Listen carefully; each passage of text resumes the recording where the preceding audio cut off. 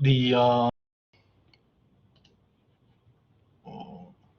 specific factor model. Just let me. Oh, before I head into the lecture, any questions so far? I know some of you already submit your homework a little bit earlier, which is good. And I try to respond to your answer as soon as possible. But I won't give you like very specific detail of each of the answer because I want you guys to find out the answer by yourself. And most of them could be found on the textbooks or on the on the lecture slides.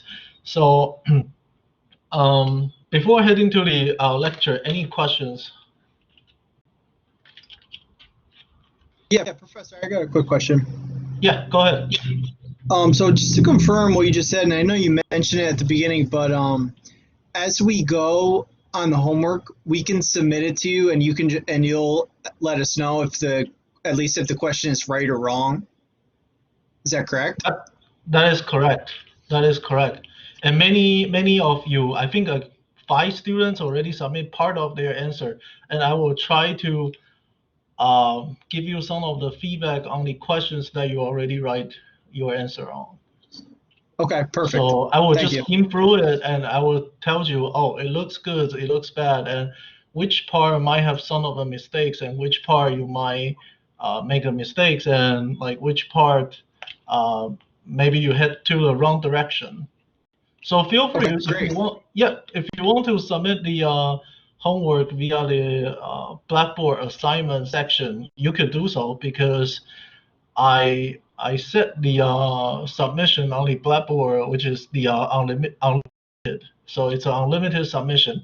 You can always update your latest answer, just like what I did for the homework assignment. And you could also just email me. I think that's the best way because I could just check my email and then open up the attach and then give you some of the feedback right away. I know some of you just send me your partial answer of the homework today. I apologize, I'm a little bit tied up today. So I will get back to you as soon as possible. Any other question?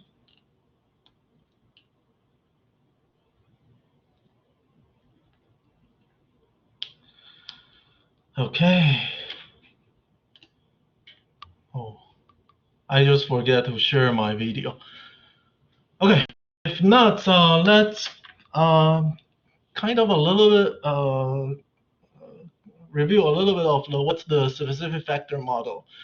Okay, so we start with the assumption of the specific model last time, right? And now we have 2 countries once again, and we have 2 sectors. One is called manufacturing sector and one is called agriculture sector.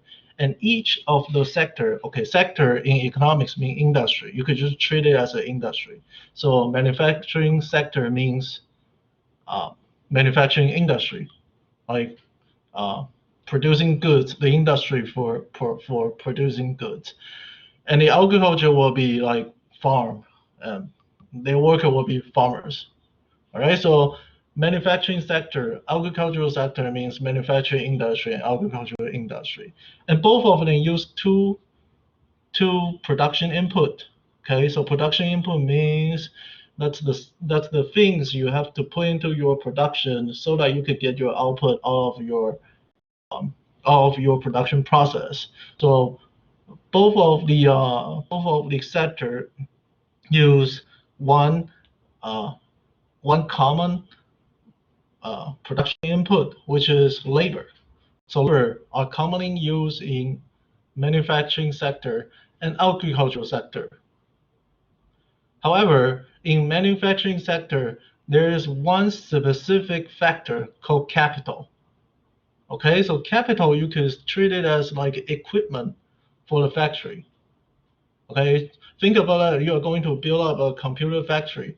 You need to have like the machine that building the motherboard. You need to have the machines to build up the chips. You need to have the machines to build up keyboards, and you also need some of the like platform to let your workers to assemble all of the parts, right? So capital just mean you could treat it as a equipment, and that is specific factor to the manufacturing sector. And agriculture, on the other hand, has a specific factor too. That's called land. Okay, so that's the basic setting. And by this setting, we can get that the production in a specific factor model right now become diminishing returns. So in contrast with the Ricardian model that we always assume the production possibility frontier as a straight line. Now, in specific factor model, instead of being a PPF looks like this.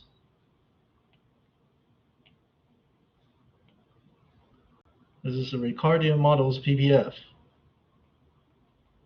Instead of looking like this, we are assuming the PPF in specific factor model look like this. So it's a little bit concave to the origin. So we have this is shoes and this is computer. Okay, and why this one is a dimension return to scale. So let me just go back to this diagram and show you a little bit what is this meaning. So on the left-hand side, the left column, this is the total production of the labor. Okay, so QM here is the total output of the manufacturing. Okay, but it is the same for either of the sector. If you put LA in the horizontal axis, this one will be QA. All right. So now I see my total production function look like this. So it's increase, but it's increase in a decreasing rate. How do I know it's a decreasing rate? Think about that. If I have additional input of the labor, this is the first one I get for my marginal product. What about the second labor? This is my second labor's marginal product. And the third labor's marginal product is like this. So as you can see, or even though this one is not very obvious, the marginal product decrease as your labor hiring increase. And that is because of what? That's because a very basic assumption called diminishing return to scale. Means if you have the fixed amount of the capital, okay, so capital is fixed. Labor you hire, the marginal productivity, okay, somebody just joined, marginal productivity of labor will decrease as the labor increase. An example, we have already discussed this last week, sorry, on Monday. It's because, like the first one might be very helpful to your factory because the machines need people to control it, right? People need to steer the machine. Somebody needs to press the button. And the second one will be productive as well, but probably less productive than the first one. And if you hire more people, some people become redundant. And after all, maybe marginal productivity of labor become negative. So that will let your total productivity decrease like this. Okay? So that's basically the idea of the specific factor model. So, like I said, this is the PPF. Once again, this is our old friend. And this frontier is the PPF, production possibility frontier, right? And the slope, once again, it's the marginal productivity of labor for the uh, for the for the for the y-axis first on the numerator divided by this. And this is also the opportunity cost to producing one more unit of QM, right? So everything is identical to the Ricardian model. The only one thing is this slope actually change. Right? So this slope actually change when you are in a different production point. If you think about the Ricardian model, what is the linear PPF telling you? Not the slope on the straight line. Okay, the slope on a straight line, it's a constant. It remains all the same, right? However, in the specific factor model or the Heckscher-Ohlin model we are going to take a look today, this slope, the opportunity cost of additional output of the horizontal axis goods are going to change depending on which points you are in right now. Okay? And then we're using what? We're using equilibrium equation like this. We're telling you why wage is going to be the same across the industry. It's because of labor. It's a commonly used factor, right?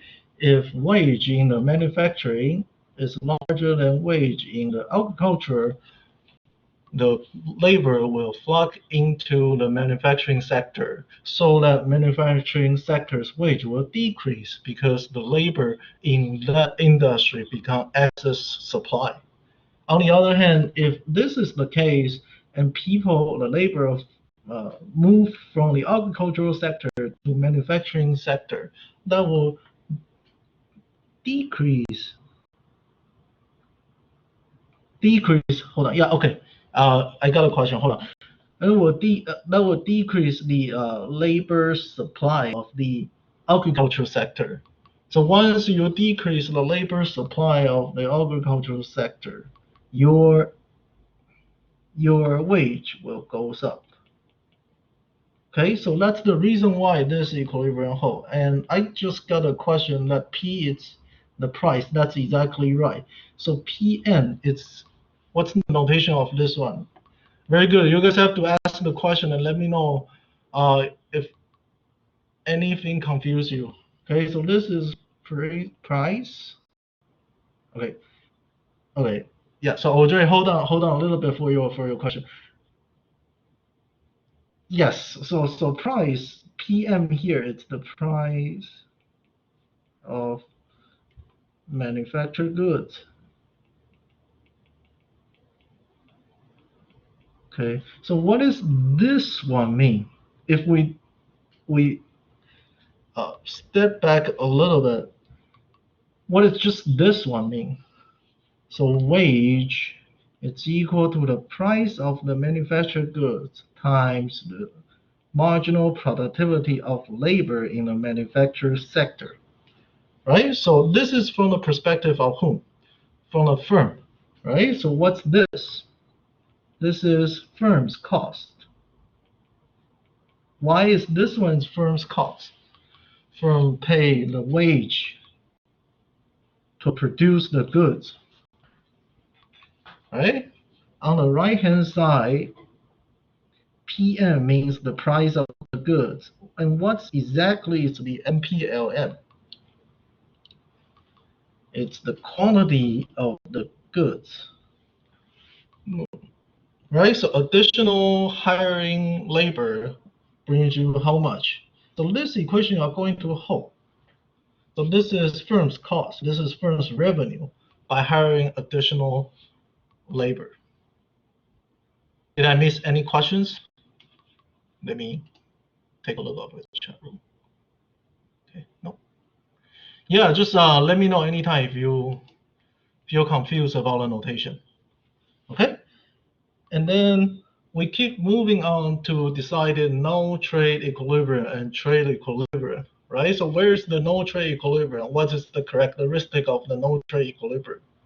No trade equilibrium is characterized by the green lines here, right? This means the PPF, and this is my indifferent curve. And this is gonna be my no trade price vector. So my production and consumption goods are all in A point, on point A, because of what? Because how much I produce is something. It's my how much I have to consume. Right? No trade condition means produce has equal to the consumption. So the maximum level of the utility has to be a curve that is tangent to the, okay, tangent means just cut on one of the point. Okay, it have to be a tangent to the production possibility frontier. All right. Now, once I open up my borders, once I started to trade with the other country, what do I have to do? First of all, the price factor will change, right? So in this case, this because home country are going to produce the things that manufacture, right? So the home country is going to produce the manufactured goods because they have more they have a comparative advantage on the manufacturing goods. So they their new production point is here, right? So this is the production bundle of the home country. So this point, it's the production function. Oh, sorry, production bundle for home after the trade.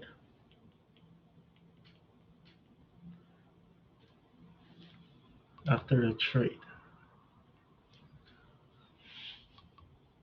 And where is the consumption point? Will the consumption point be here? The answer is no, right? Because if you are a rational consumer, you are going to you are going to make your indifferent curve toward the northeast corner as much as possible. So this is your production point, and this is your final consumption point after the trade. Okay, so now you see after the trade, what's the difference? And the main differences between the before and no trade and trade scenario. The first one is the relative price. It's different, and the second one is the production. It's not equal to the consumption point anymore. Let's see. Let's see. So now this is your consumption. This is your consumption point. This is your production point, right? So you produce QM here, and you produce QA here. However, you consume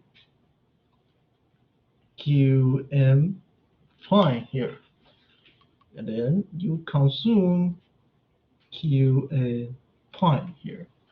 So as you can see, the production and the consumption, they have a difference, right? Let's take a look of the goods that home country have the comparative advantage, the manufacturing output here. QM, the manufactured goods. Production is larger than the consumption. So what should home country do? If you produce more and you consume less than you produce, you are going to export this good, right? On the other hand, if this one, we take a look at the agriculture goods, this is your amount of the consumption of the agricultural goods, and this is the amount of the consumption, amount of the production, amount of the production of your agricultural goods. You still see there's a differences here, but this time in home country, you consume more agricultural goods than you produce. So what is this interval we are going to call? We're going to call import. All right. So this triangle, we have a name in economics called trade triangle. In two country model, all kind of the two country model, trade balance, it's always apply. That means what? The import value, the import, the import value, the import of the home country are going to be equal to the export of the foreign country. By the same token, the export of the home country are going to be the import of the foreign country. Another important thing in specific factor model is that the country, either of the country, does not specialize perfectly anymore. Remember, in Ricardian model, where is the point that they produce? Either be here or here. Because of their PPF, it's a straight line. But now, due to the specific factor setting, so land is going to belongs to the agriculture, capital only belongs to the manufacturing sector. The PPF become a curve, so that right now, after the trade, the country, either of the country, will produce both of the goods as well. They will just change their production bundle, but will not perfectly specialize.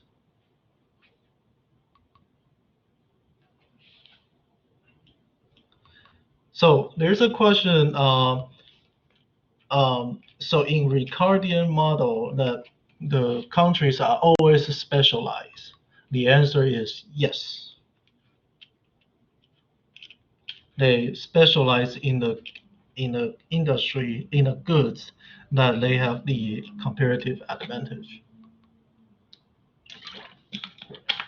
Okay, so I will just because this is almost the same for the foreign country, so it's the same logic, same idea. I won't go over one more time. So I want to start with this model.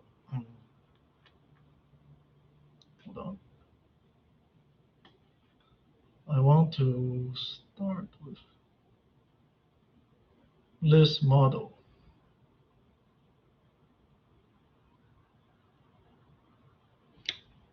Okay. So what does this model mean? This model are going to tell us what is the equilibrium wage of the worker in the home country. Okay, so equilibrium wage originally it's here, and it's determined by what? By two sectors, labor, two sectors, labor market. Okay, labor market. It also means it's the marginal productivity of labor curve. So think about that. You are in a country, and the workers they have only two choice to work. They either work for agricultural sector or they work for the manufacturing sector. And as we already know, the the the MPL, marginal productivity of labor, due to a diminishing return to scale assumption, are going to look like this, right? So MPLM going to be look like this. So if I assume that the price of the goods it's a constant, okay, so now I just assume it's a constant. What does this curve looks like? This are going to be like, the shape is going to be like this. Once again, right? You just times the constant. That won't change. Okay? But we all know that after the trade, okay, hold on, sorry. Okay, so this is the first part of the sector. And I have another sector, right? So I have another sector, it's called agriculture sector. Agriculture sectors, MPL times P could also be,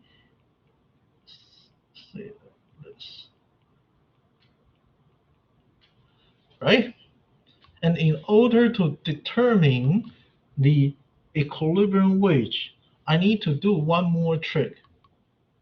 That is to flip this one to make it labor hiring increase here. This is just a conventional way, like a convenient way for us to figure out the equilibrium. So the horizontal axis means the total endowment of the labor in home country. If you start with the agricultural sector, you need to start with this point. On the other hand, if you take a look of the manufacturing sector, you have to start with this point. Okay? So think about that. Why this one is the equilibrium of the wage? Why this one is not? This one is not is because at this point, when Lm is equal to this interval and La is equal to this interval, means what? Means the value of the marginal productivity of the labor in agriculture is larger than the value of the marginal productivity of the labor in manufacture. So what will happen? Because labor, we assume labor can move freely across the sector, and they don't need to acquire additional skills to move around the sector. So farmers could be the worker in the factory immediately, and the worker in the factory could go back to be a farmer immediately. So what happened?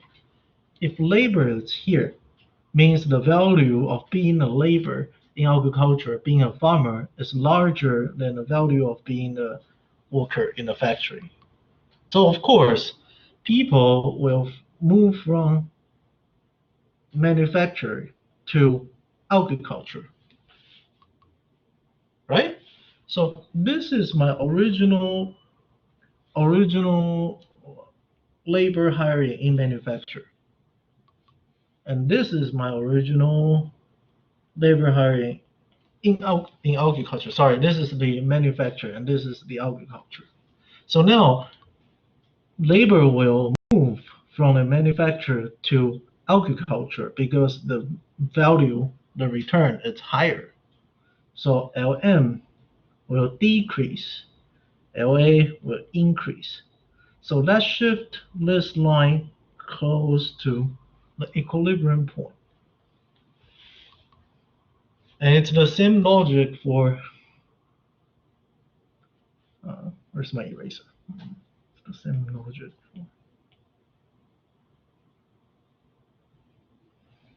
for, hold on. And it's the same logic for another side. If currently I have my labor equilibrium here, what does it mean? It means I only have this amount of the labor in manufacture, but I have this amount of the labor in agriculture. But this is the equilibrium. Is this the equilibrium? It's not, because their values are different, right? Being a worker in a factory earns more than the uh, worker in the agricultural sector. That means a worker earns more than a farmer at this time. So if there is no barriers move across the industry, workers from the manufacturer could transform themselves, become a farmer easily. It's opposite. No, the farmers could transform themselves to the workers easily. At this case, they will do so, right? So that the labor in the manufacturing will increase and the labor in the agriculture will decrease. So this is the equilibrium wage, equilibrium hiring for a country. This is just similar to the demand and supply. Like what's the excess supply, what's the excess demand, and what drives the price goes up, what drives the price goes down. The only difference, this is the labor market. Okay, so based on this, talk about the trade. We know that trade will change. The trade will change the price factor. So we assume what? We assume if PM goes up, right? But remember that PM goes up actually means the price factor goes up if we assume PA holds the same. When we are in the two-country model, this is something always looks like, or not always looks at, right? The relative price. But in order to determine the home country's wage equilibrium, we only look at the numerical term here. So PM goes up. What happened to our graph? PM. Okay, yeah. So this, the value of the workers in the manufacturing sector, they will shift up, right? Because right now PM increased to PM plus. So another representative one is this, is larger than this, or you could write PM.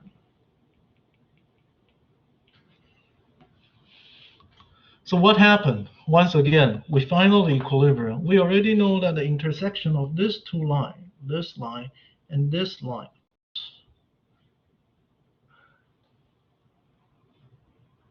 it's weird, my eraser is gone. I found it. Okay. So the intersection of this line and this line are going to be my equilibrium wage and equilibrium employment, right? And now, since the factor relative price move due to the change due to the trade, now I shift up the PM times MPL shift up, so that the equilibrium wage will shift up.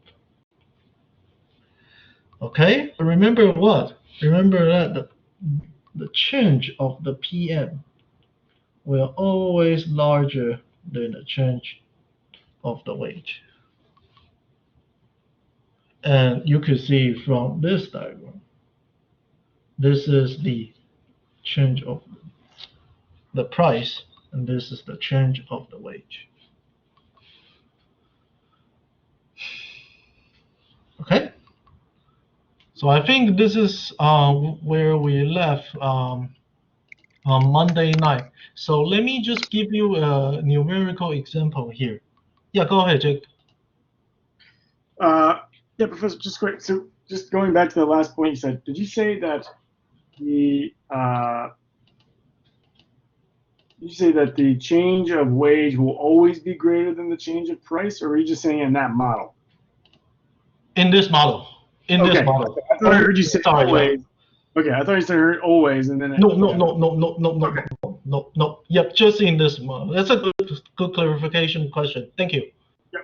No, you're right. Only in a specific factor model, and this is very important characteristic in this model. We will see in the numerical example in a second. Thank you for the question. Thanks, Jeff. It's only in this model. You're right.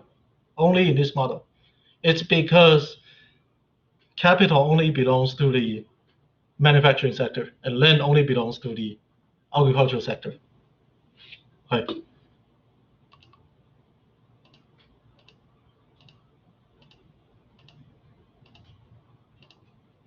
So let's do a little bit of the numerical analysis, and that hopefully it will make more sense to you. Okay, so let's define two things first. So QM is the output of the manufacturing. Okay, so this suppose no problem, right? So QM is just the output of the manufacturing, and QA is the output of the agriculture. The revenue earned in each industry is this. Why is that? That's very straightforward, right? How much you produce times how much it's your price per unit. These are going to be your revenue, right? By the same token, PA times QA, it's the revenue in agricultural sector. Okay? So we know that if you are the firm or you are the entrepreneur, you are the owner of the factory or you are the owner of the land, what you are going to do, you are going to hire labor and you are going to put the capital into your production. Right? So if you are a rational factory's owner, you are going to have this equation holds.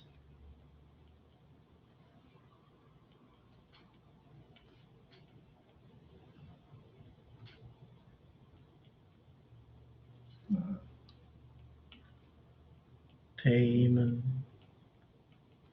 to capital. Right? Because you only have two production input. That is the common production factor, labor, and the specific factor here. So in the manufacturing, it's capital. Right? So if you do a little bit of the algebra, PM times QM minus the labor's cost to the labor, that's equal to the payment to capital. Right? So we will give this term like a couple new notation later on. Take a look of the agriculture sector. Again, if you are the owner of the land, okay, and you try to hire some of the farmers, and this is your revenue, price times the total product, equals to the cost that you hire the labor, hire the farmers, plus the payment to land. Right? So later on, if we have the return of the land is equal to this times the value, the quantity of the land is equal to T, so that will be the equation we could see later on.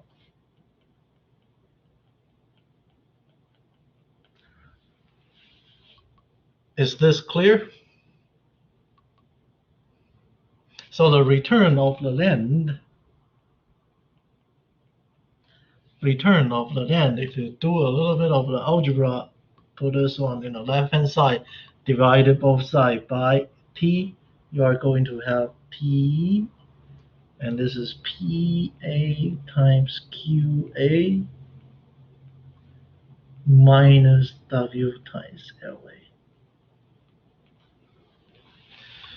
Is this clear?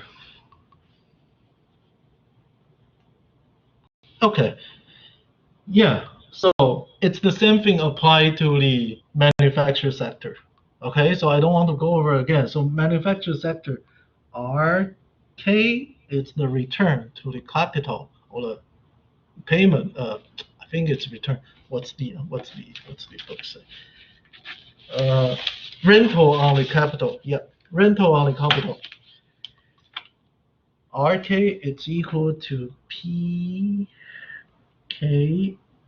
PM, sorry, manufactured goods times QN divided minus W times LM divided by K.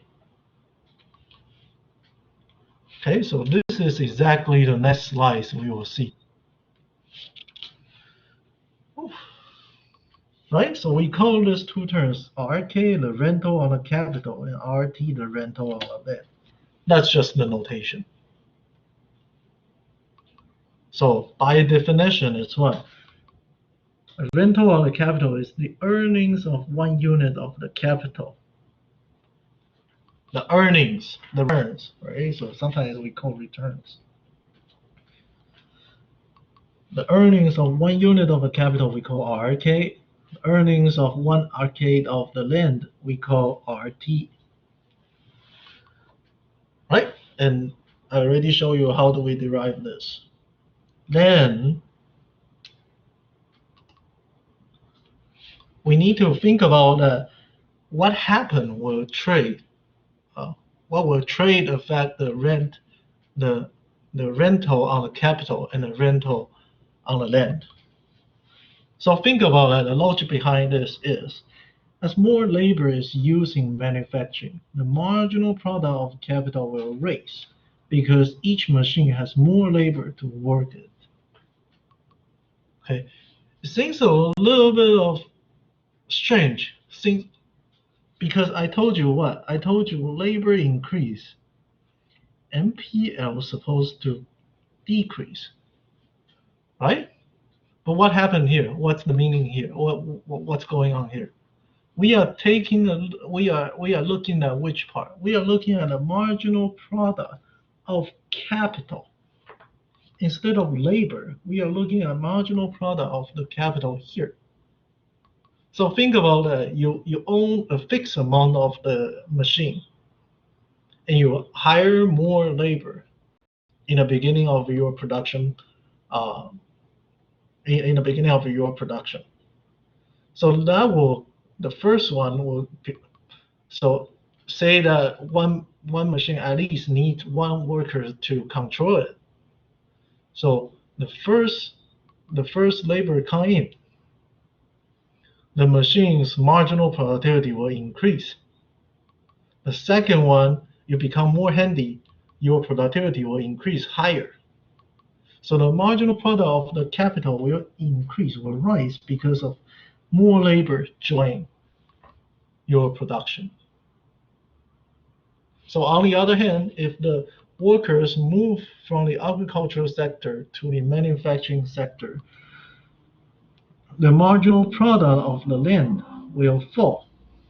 Because of what? Because the fixed amount, the fixed arcade of the land are still there, but there's less of the farmer.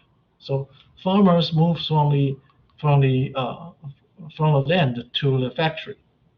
So each the marginal product of the land will decrease because the labor move out.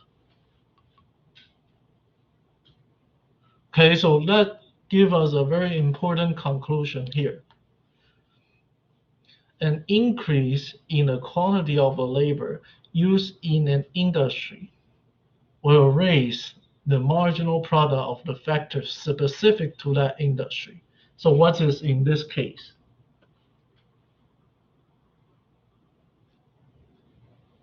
What is this one in this case?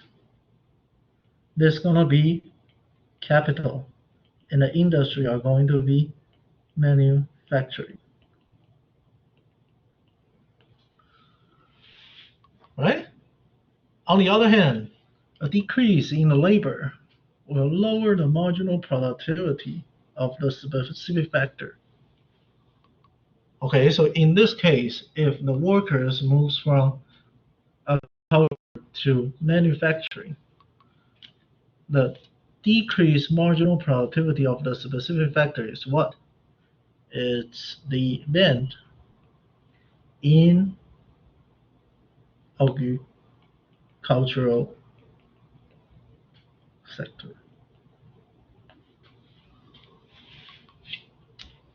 Okay? Is this clear? That's because the special setting of the specific factor model, we have one common production input, which is labor, and we have two specific factor, which is the fixed production input, it's the land and capital.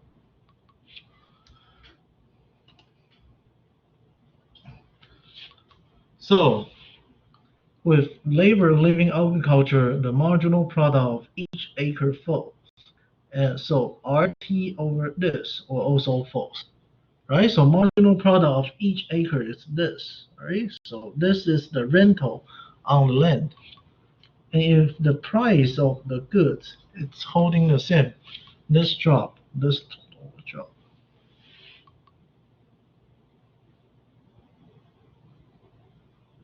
And this, it's related to the landowner's welfare.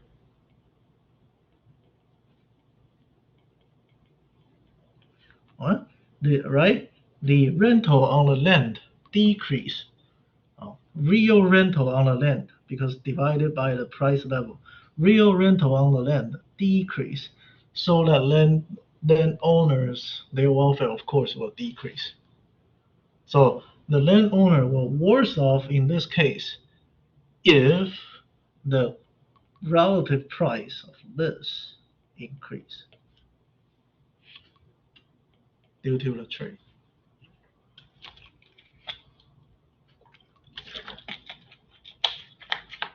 Okay?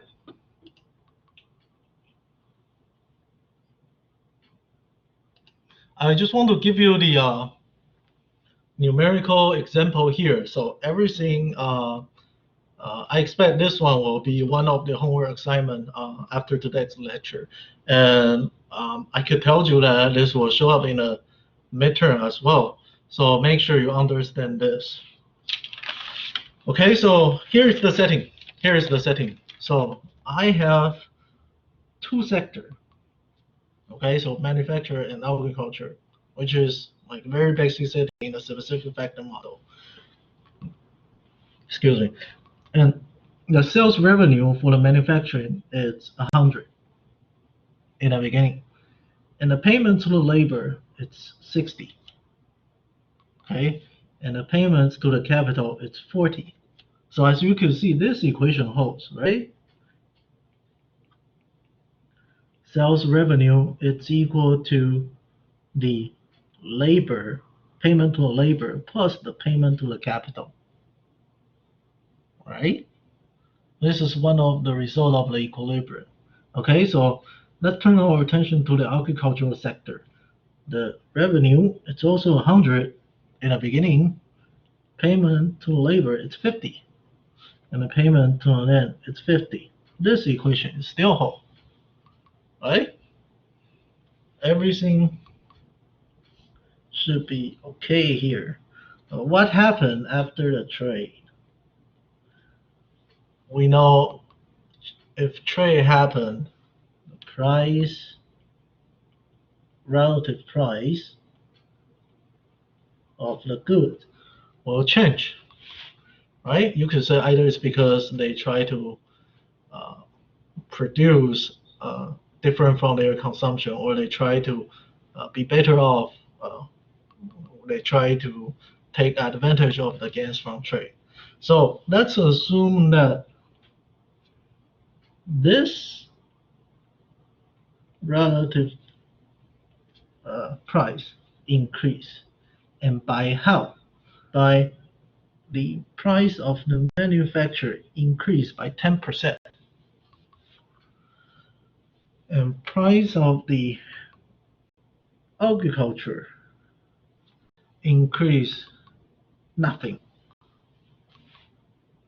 So what does it mean? Means PA remain the same. Okay, PA doesn't move. The price of the agricultural goods doesn't move. Price of the manufactured goods goes up. That will cause this ratio goes up, right?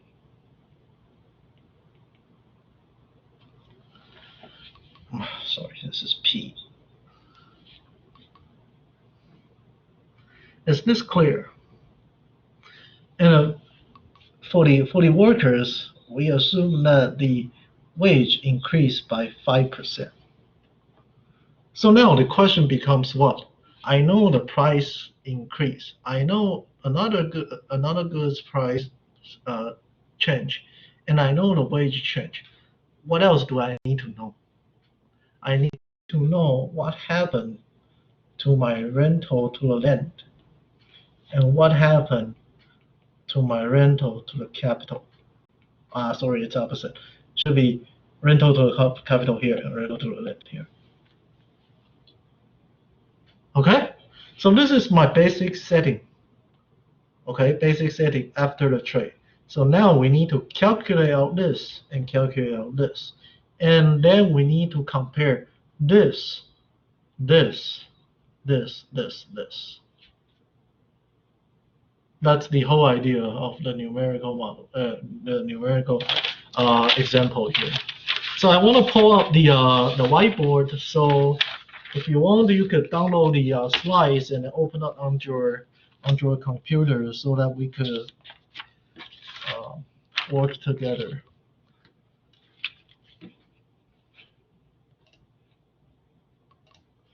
So okay, so let's see. Our goal. Are you guys ready? Our goal is to find out this.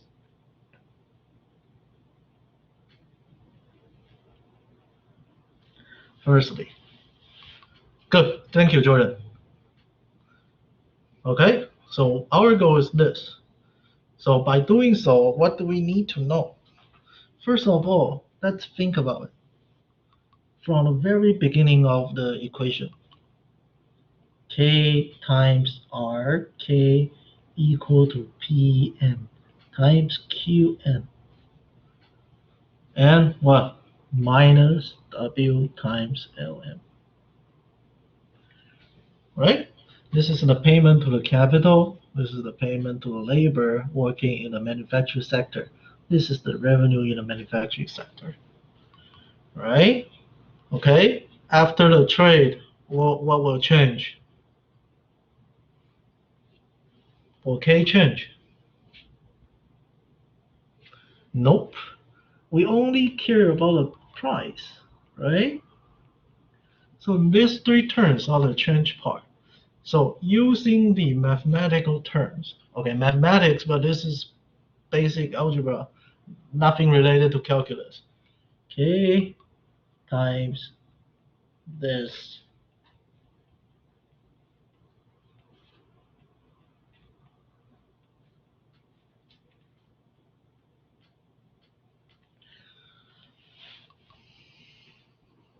Is this okay?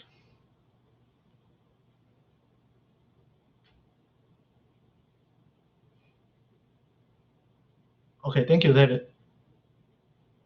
Anybody else? Is this okay?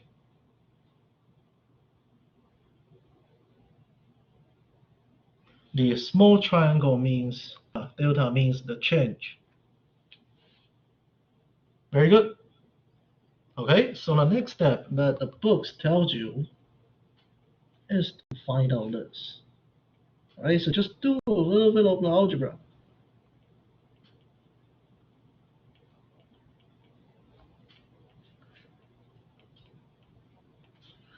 Are we getting closer?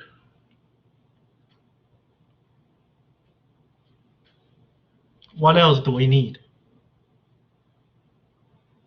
In order to find out this term, what else do we need? We need divided RK on the both hand side of the equation, right? So divided RK here, divided RK here.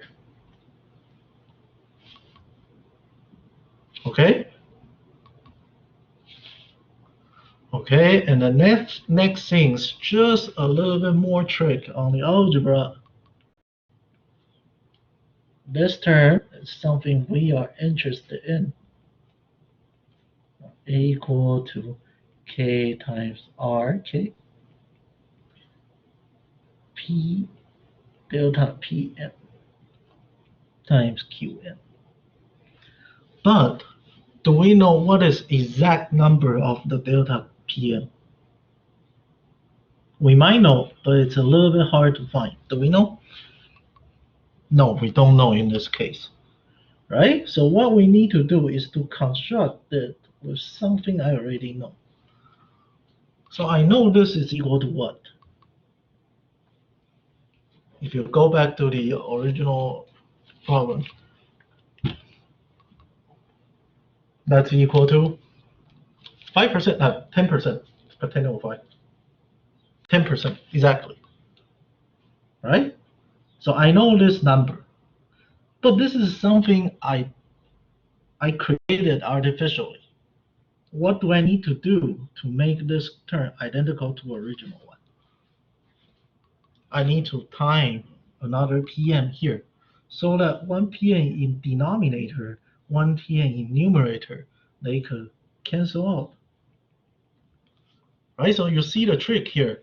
I have pm here in denominator, or in the numerator's denominator, and here I have the pm in the numerator's numerator. Right, so that every information I need is here already. Where is it? I know this one. Somebody tell me that this is equal to 10%. What's this? That's equal to 100. Right? And what's this?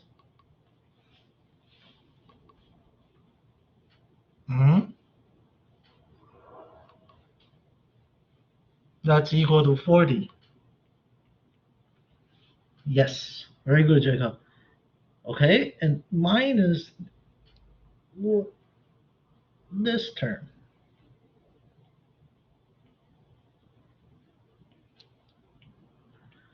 Do I know delta W solely?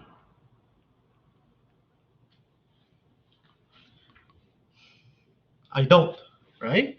But I know, okay, hold on. I know this one, it's equal to 5%. So what I need to do, I need to do the centric again. So now do I have everything? The answer is yes. This is equal to 5%. This is equal to 60.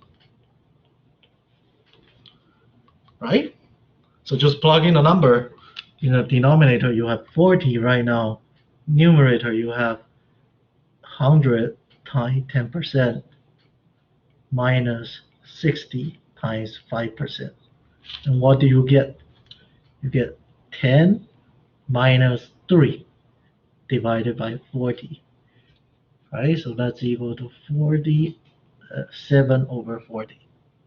So 7 over 40 in percentage, that's equal to, you times 2.5 in the denominator, so you have to times 2.5 in the numerator.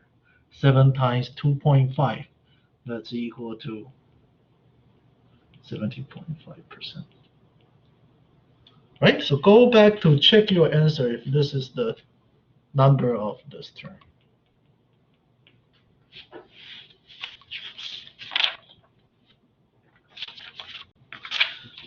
Okay, if this is a little bit overwhelming, let me just do another one and give you one more chance. Can I erase it?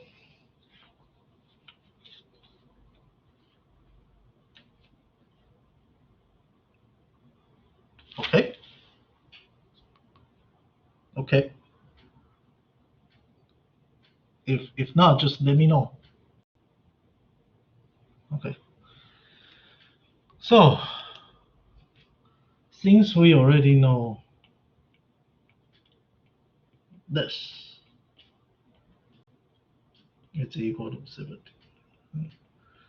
We are curious about another sector, curious about another industry. We want to know what's the rental on the land. What's the change in percentage of the rental on the land, right? So once again, go back to the very original question, what's RT? What's RT? RT is equal to, okay, it's too complicated. Let's start with T times RT. It's equal to PA times QA minus W times LA. Right?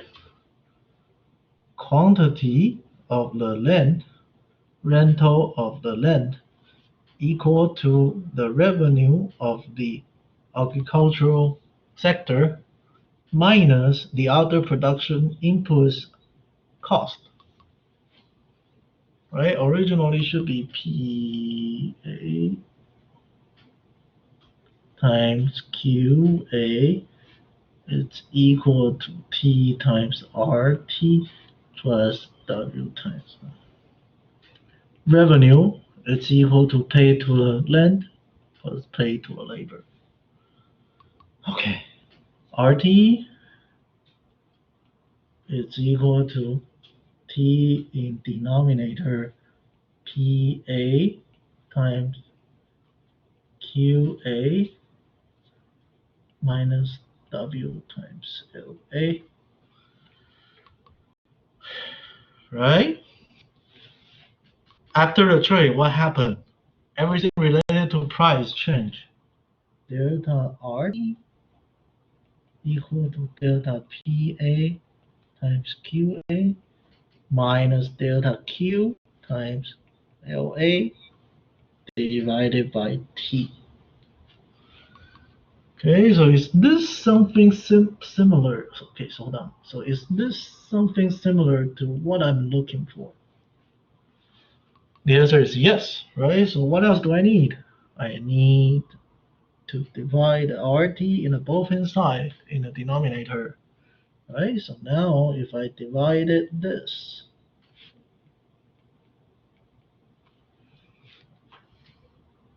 this is equal to delta PA times QA minus delta Q times LA divided by T times RT. So once again, the trick in the algebra shows up again.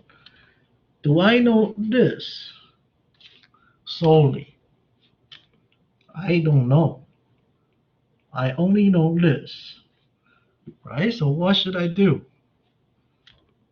Simply just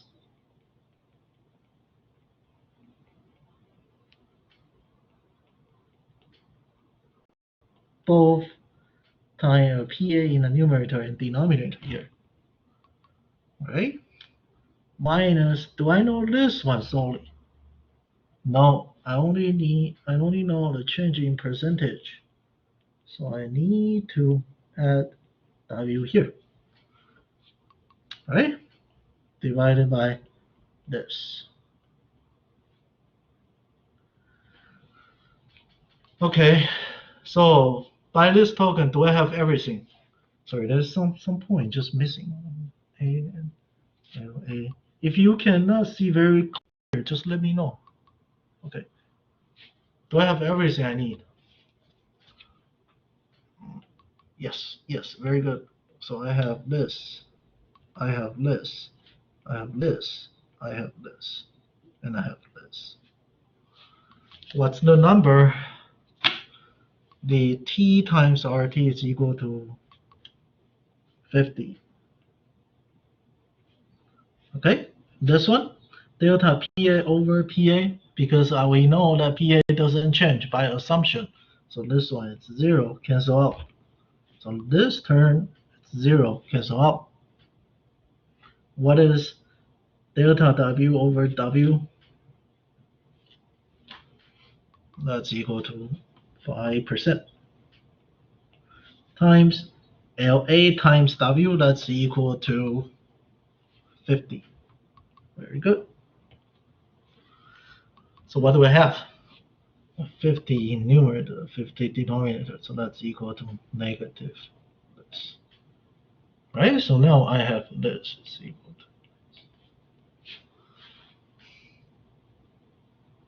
Okay? Okay? Yeah, Ryan, go ahead. Professor, in the textbook, when it originally set out the change in RT is equal and then to the formula you just wrote, it put 2 in the denominator. I don't really understand where the 2 came from.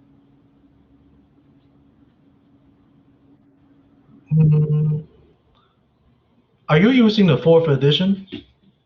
Yes. I didn't see it from my book. Hold on. Let me see. So, maybe it's the typo. Hold on. Because I saw on my slides is 2. Does anyone have the same question?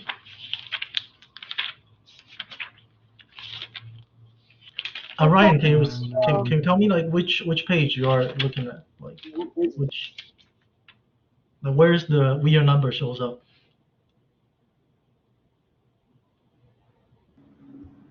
So in my textbook, it shows location 4328. Location 4. I have the electronic version. Oh, but my version, I didn't see any 2 here. I mean, maybe. I mean, Let me, it shows yeah, the let me same check with you. location. Maybe in the break. I Okay. believe probably it's a typo. And where the textbook put 2? I mean, I derive like this. I think it's most straightforward. Uh, but maybe they have the better idea. I see 2. Okay.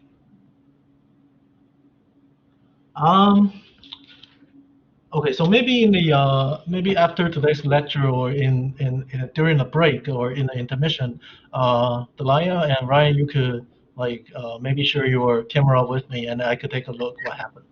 Is that okay? Yeah, sounds good. Okay. Cool. Yeah. So okay. So let's move back to the slides. Let's go back to the slides. Let's go back to the slides. A little bit of a wrap up of this section. So, okay, here it looks a little bit intimidating, but don't worry. Okay, so see, this is the case that we just discussed. Okay, sorry, this is the case that we just discussed. Increase in PM. So, what's the number that we have? We have RK delta RK over RK is equal to 70.5%, right? And then PM, delta PM over PM, it's equal to 10%. Delta W over W is equal to 5%. And RT, delta RT over RT is equal to minus 5%. Okay, so our numerical model shows is exactly consistent with the result that we have here. But what happened if the price of the manufacturing decrease? So the price of the manufacturing decrease, everything will become negative, right? So the price of the manufacturing decrease, this term will become negative. Okay, and this will be one of the exercise in our homework today. If decrease, the wage supposed to between this, suppose the wage will the decrease of the wage in percentage will be smaller than the decrease in percentage of the price. Remember this graph, you shift down. This is your new equilibrium. The equilibrium interval was smaller than this one. So this is gonna be your P and this is gonna be your wage. Okay, so you could see if we write out the mathematical equation, you could see this. It's always larger than this. Okay, so this means the absolute value, right? So if this one is larger than 0, PM, this is larger than 0, delta PM larger than this, larger than 0. But if this one, the price of the manufacturing goods is smaller than 0. And this condition tells me,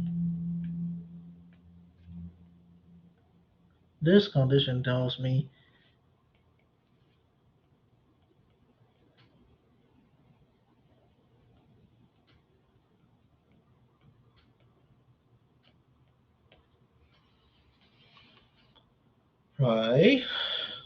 So that's the reason why. Now, this equation holds. Okay? One more thing. The specific factors return will always be the one that fluctuate the more. The more fluctuate the most.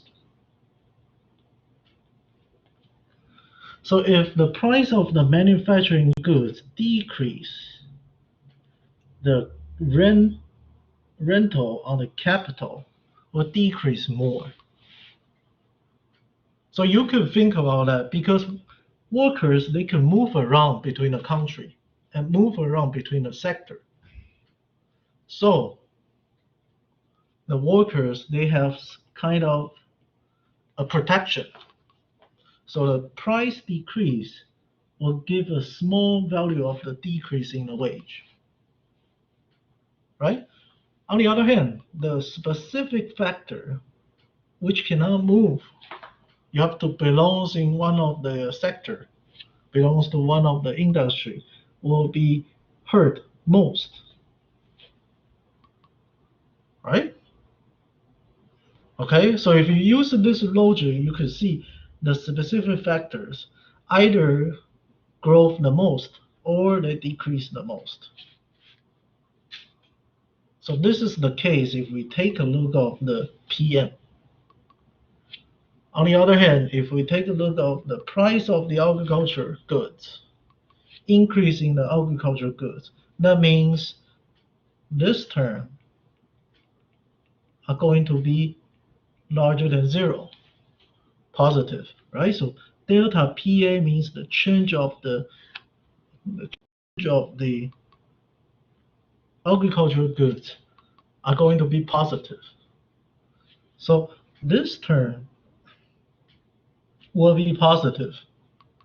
And then once again, because labor, it can move around, so the change of the wage was smaller than the change of the goods.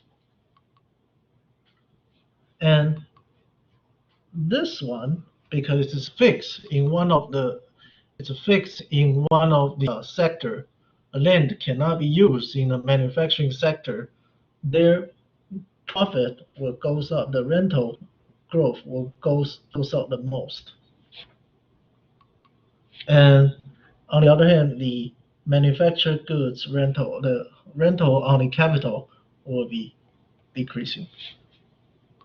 So by the same token, can you find out that scenario, if for n decrease in PA, what's the relationship? So decrease in PA means this one should smaller than 0, right? Smaller than 0, but the common factor, which is labor, they can move around, so their fluctuation will be smaller. The factor using this, the factor using this industry, which is fixed, cannot be moved around, so that will be hurt the most. On the other hand, the rental on the other specific factor without the price change will benefit. Okay, so let me just give you a little bit of can I erase it?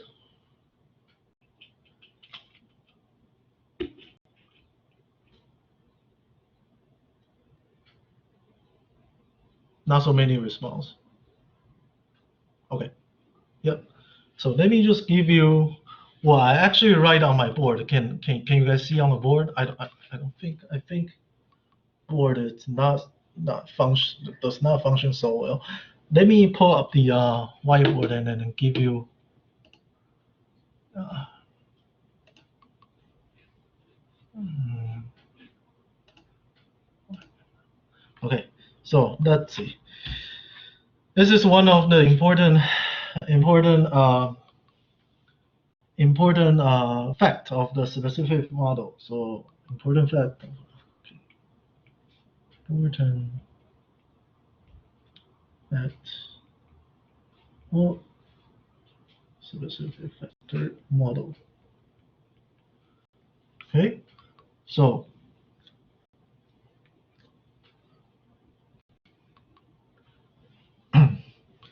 the specific factor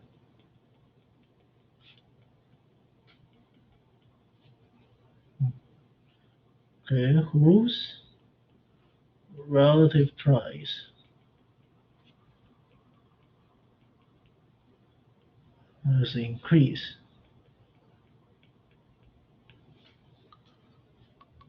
Okay, so what does it mean? For example, delta Pn over Pn is larger than 0. So this indicates what?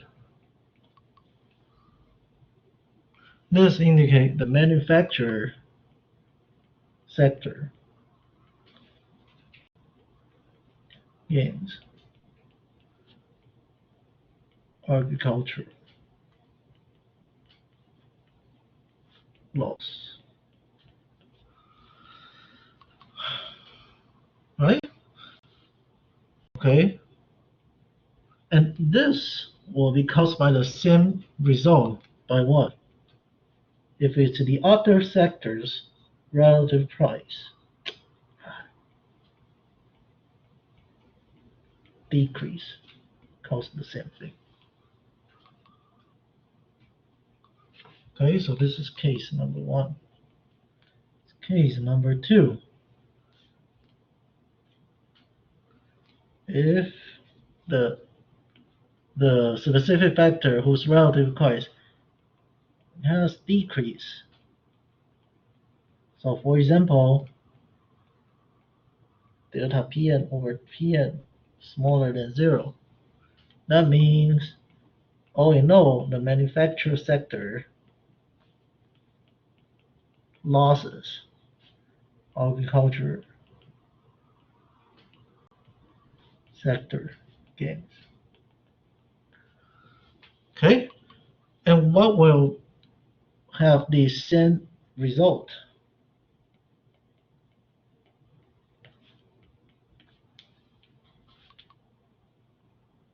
Intuitively. Okay, that's case number 2. Okay, one more thing I want to remind you about a wage was caught in the middle. After this, we could take a break and move on to the chapter 4. Let's see, erase it. Can I erase it? Okay, good. So, what about a wage? Remember, labor is always caught in the middle. This is the textbook statement, right? I really don't like it. I will treat it as like, because labor is movable. So this like, there's a protection of the labor wage. So the wage, the fluctuation of the wage will be smaller than the fixed, than the specific factor. So from my end, I will use the mathematical term like this. This is the absolute value. Okay, so if this, I'm considering this. If the price of the manufacturer increase, this are going to be the relationship.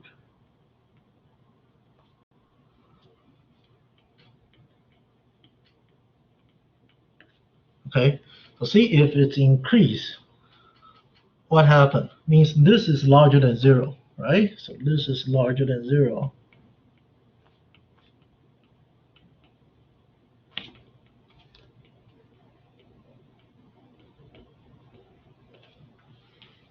Okay? But if this is smaller than 0, means the price of the manufacturer is decreased relatively. What happened?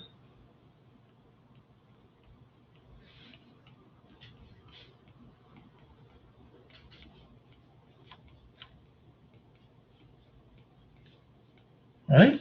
So as you can see, the fixed factor, the specific factor, always be the one in the outside.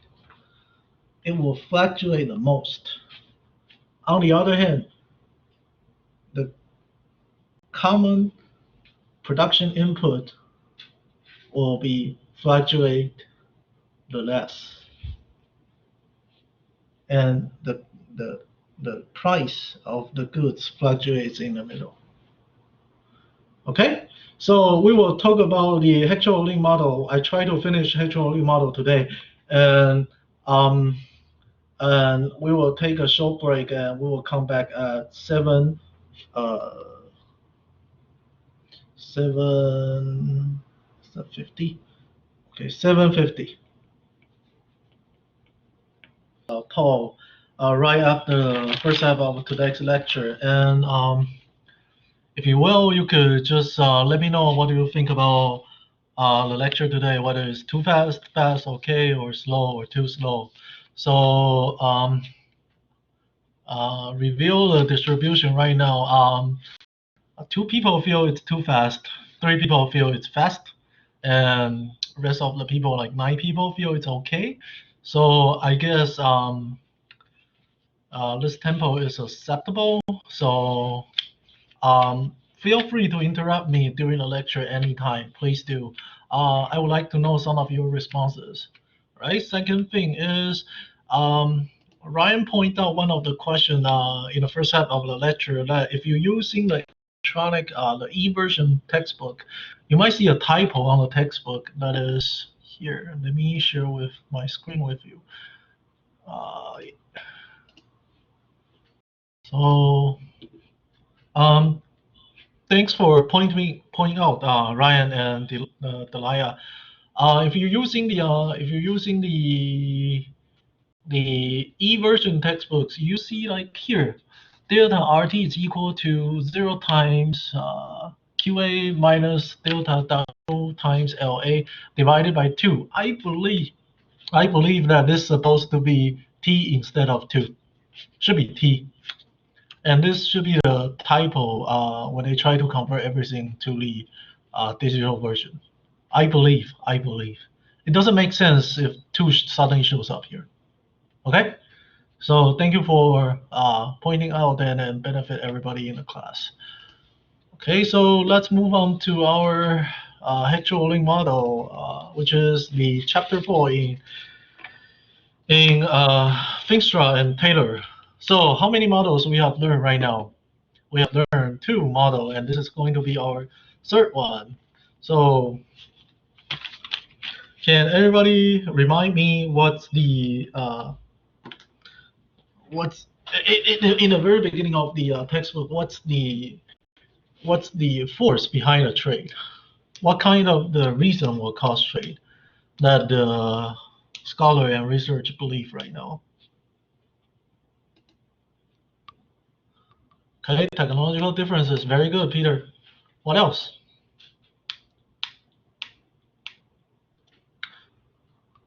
Proximity. Remember the gravity model? Okay, distance. Very good. Jordan said endowment. Very good. Okay. Ability, resources, endowment. Yeah, very good. So in general, 4 different forces, right? So 4 different causes of the trade: proximity, the distance, okay? Differences in technology, okay?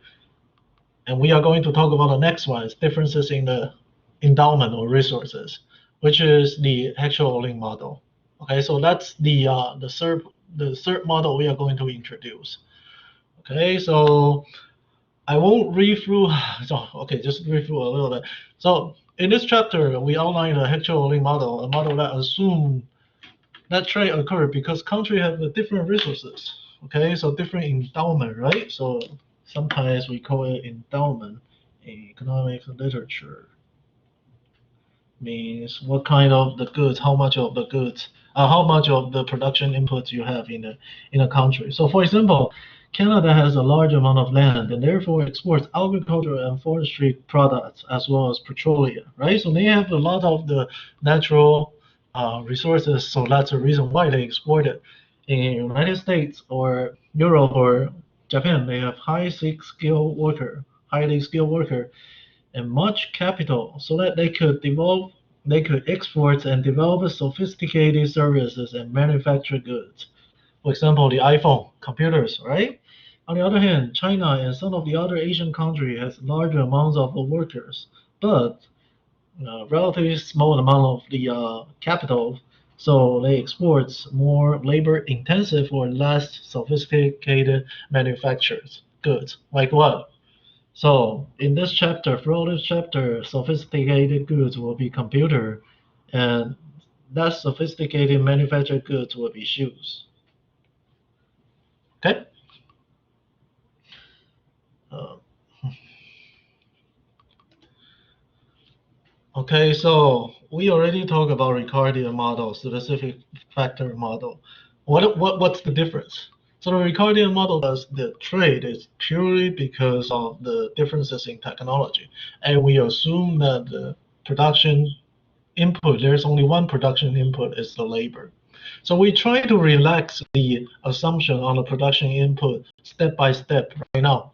So the second model we introduce is called specific factor model. We try to add another production input, and this input has another restriction. That means that input can only be used in certain sector. So for example, the capital cannot use in in agricultural sector, and the land cannot be used in the manufacturing sector. So this reflect what? This reflect the long run and the short run concept in the economics.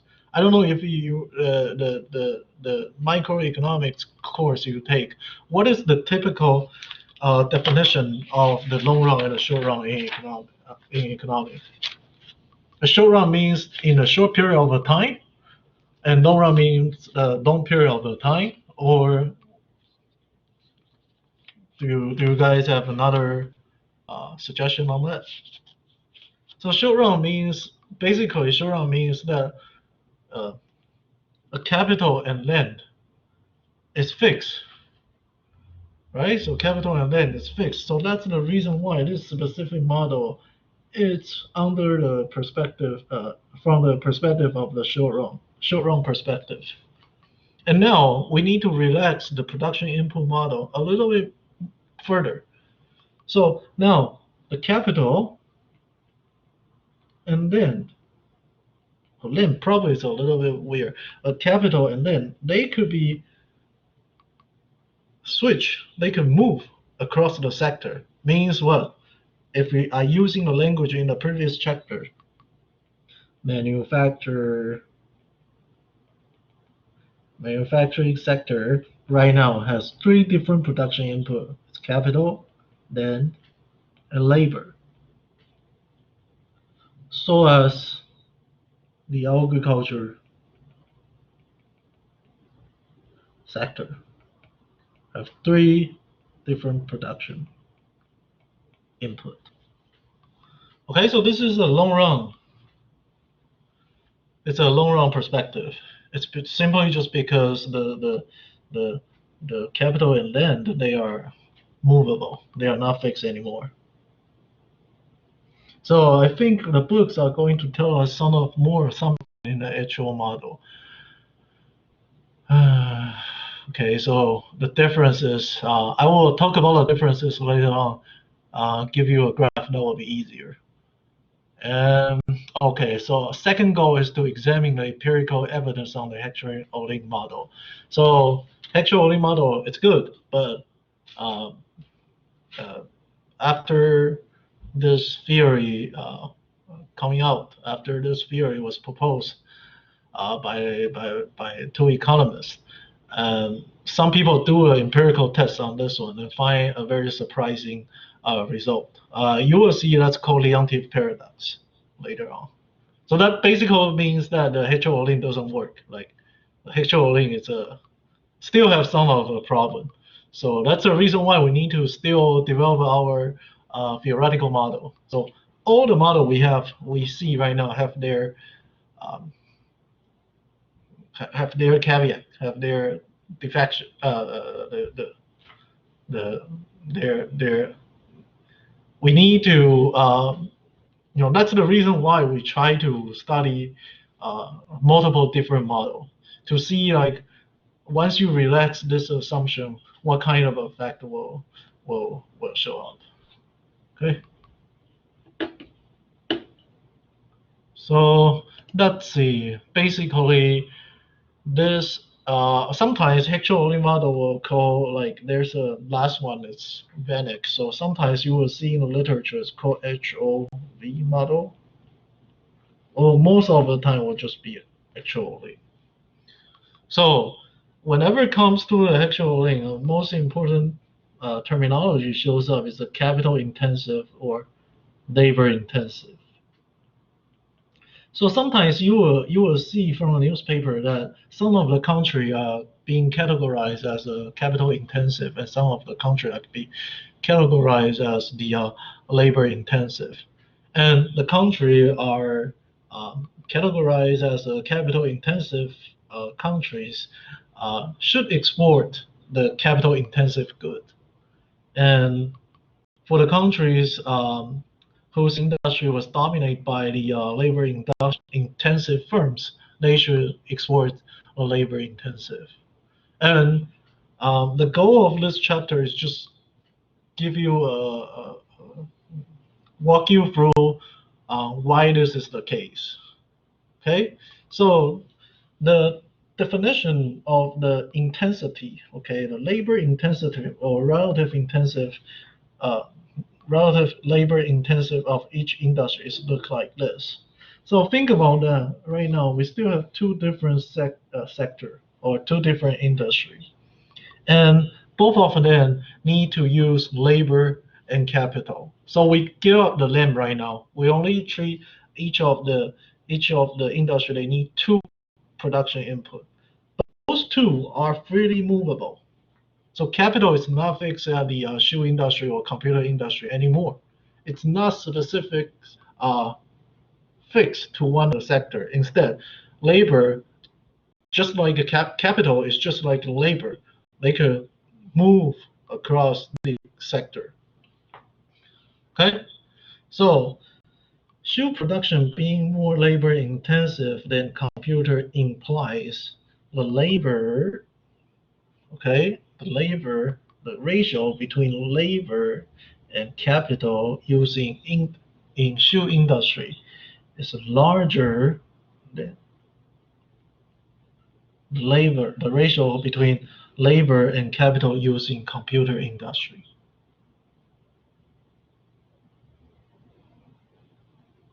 Okay, so everything is in relative term. So here, wage and rental is the cost, right? The return of the worker, the cost of the worker divided by the cost of the capital. And this is just the quantity, the ratio of the quantity between labor and capital.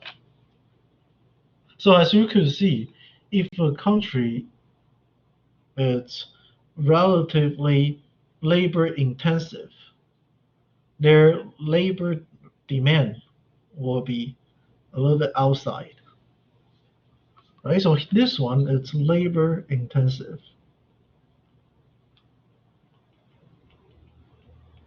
demand, labor intensive demand. This one is capital intensive.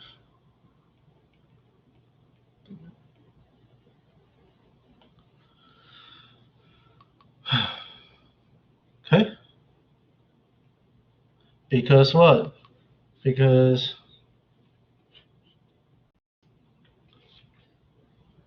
under the same price, labor-intensive model, a labor-intensive demand,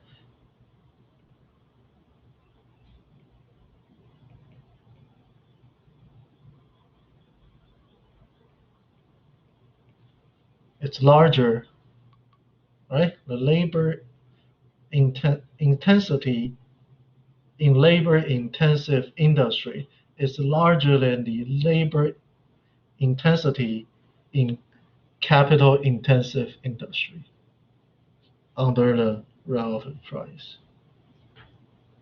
Right? So that's the reason why this is the labor-intensive, this is capital-intensive, or that capital-intensive.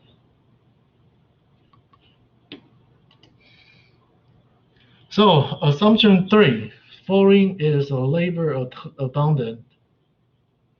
So what does it mean?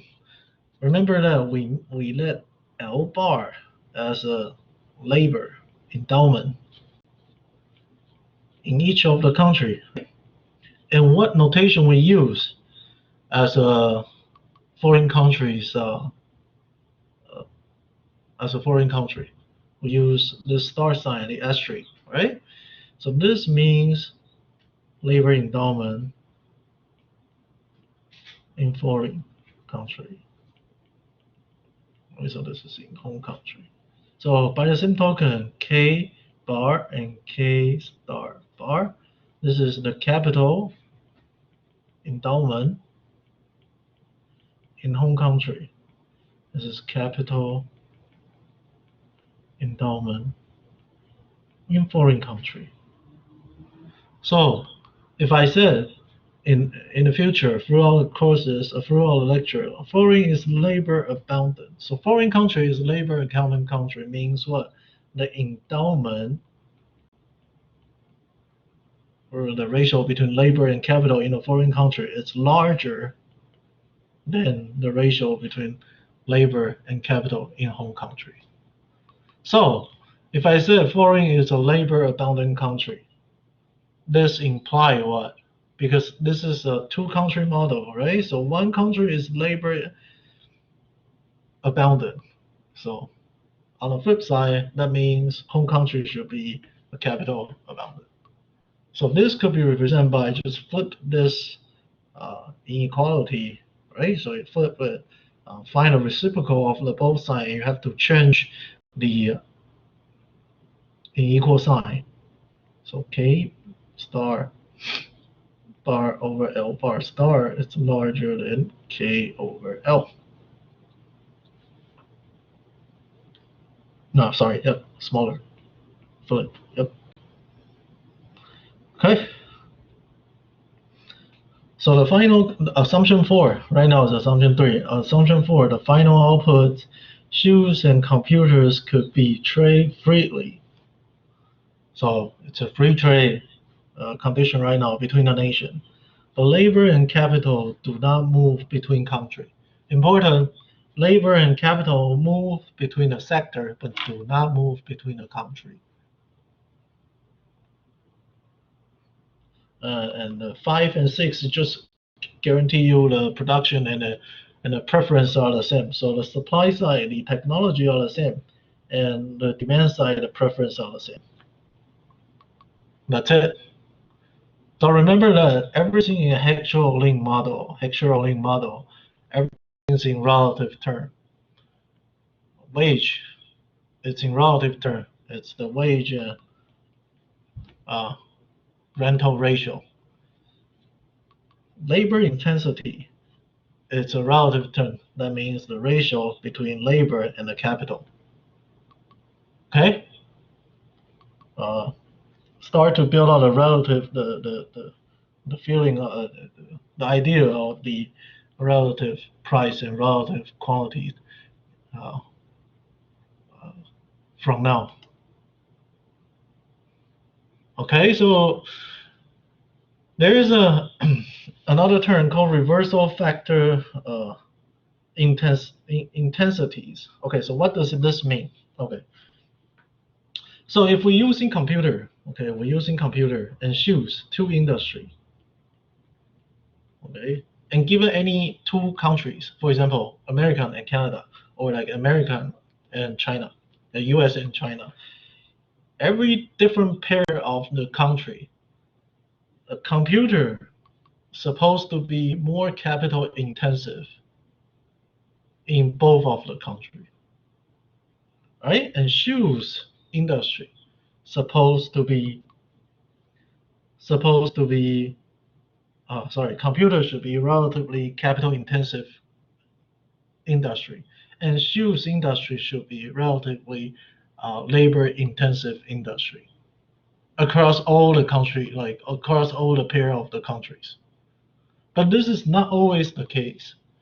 Sometimes, for example, the call center, like here, the books give us the example of the call center, and what else? The other, it's I think the footwear, yeah, the shoes company, the shoes industry. So some country, their shoes are relatively more capital intensive than the call center industry, and call center industry are relatively capital intensive than shoe industry in different country. So this is the example of reversal of the factor intensity when you compare the two different countries in within two different sectors, but their intensity in labor, like the ratio between the capital and labor, it's opposite. Another good example is here in United States, like the agriculture, because U.S. agriculture industry has a lot of cutting edge technology, right? They have very cool equipment. So agriculture in the U.S. is actually a capital intensive industry, but in other, like many other developing countries, this is not a case. They have to put a lot of the labor into the agriculture industry in developing country. So this is also one of the example of the reversal of the factor intensity. Okay, and for the actual Ohlin model has for the Heckscher Ohlin model, throughout the Heckscher Ohlin model, we assume that there is no reversal of the factor intensity between two countries. Okay, so this is an important assumption as well. So both of the country, they have either computer is more capital intensive, or the shoe industry is more labor intensive. So you cannot switch, like flip, like you cannot say like, so in US computer is more capital intensive, however in China the computer industry become labor intensive.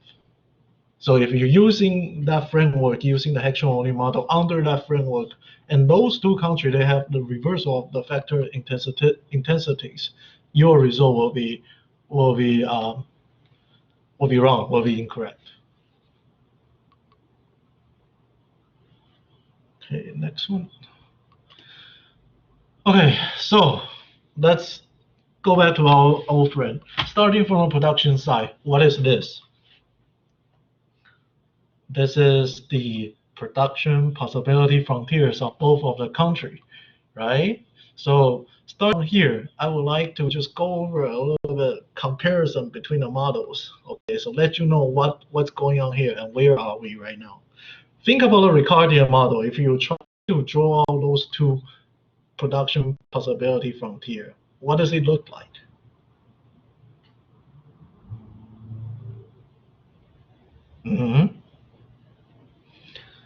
If I have a home country, okay, linear, yeah, I heard the answer, very good. Straight line, yep, very good. Yep. Foreign country, Ricardian model tell me this. It's a straight line, but the intercept not necessarily be the same, right? And what determine the intercept? it's the marginal productivity of the labor, or the technology of the labor, or the opportunity cost of the labor in each of the industry. Right? Okay. Take a step back. What's happened in specific factor model?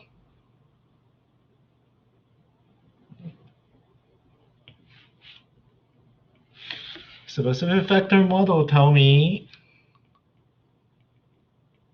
I got to use one specific factor, production factor, in my home industry, and I'm going to use another one in a foreign industry, right? So I will have a concave, it look like this. But we usually assume this concave, they are just a normal shape, right? So what do you see from the production frontier in the actual Ohlin model? If we assume that the endowment of the two countries are different, we will see that the production possibility frontier will skew to the goods, okay? Will skew to the goods that's relatively intensive. Okay, so for example, foreign is labor intensive, like they are more abundant in labor, so their PPF are skewed to the labor intensive industry, which is the shoe industry. Okay, so foreign, remember the assumption, foreign is labor intensive, right? So that means L over K, it's larger than L over K, right? So the shape of the PPF, it's different right now. Okay, so as you could see, this will create what? This will create a trade triangle after we open up the borders, right? So this is the no trade equilibrium. Okay, so this is my PPF in home. This is my PPF in foreign. Once again, if it's no trade equilibrium, what do I need to know? I need to know the indifferent curve of the consumer in home country, right? So now I find a tangent line, so I can find out what's the maximum, the optimal production point, and it's also to be an optimal consumption point, right? Because this is the maximum level of the utility that you achieve under this PPF, right? So foreign will be the same. So if the indifferent curve is like this, you could imagine that there's a tangent point here, and this considered to be the production as well as the consumption point for the foreign country in a no trade scenario.